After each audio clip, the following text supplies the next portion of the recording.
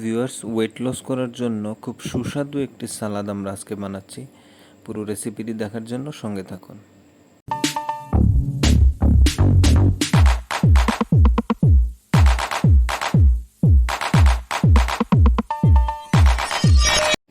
এই সালাডটি বানানোর জন্য আমরা সব কিছু আগে থেকে কেটে রেখেছি। এখন আপনাদের দেখাচ্ছি কীভাবে সেটা মিক্স করতেছি।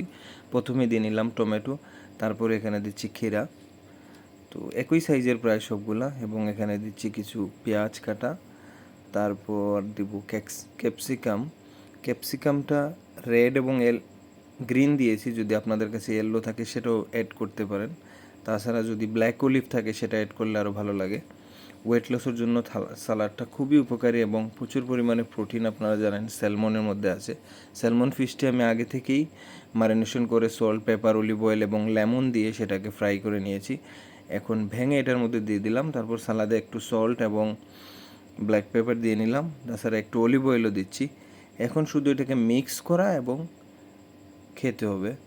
তো প্রচুর পরিমাণে প্রোটিন আছে এই সালাদের মধ্যে এবং খুব টেস্টি। যারা ওজন বাড়ায় খুব চিন্তিত, রাতে ভাত না খেয়ে এই সালাডটি খেয়ে ট্রাই করতে পারেন। আশা করি ভিডিওটি আপনাদের উপকারে আসবে। ধন্যবাদ।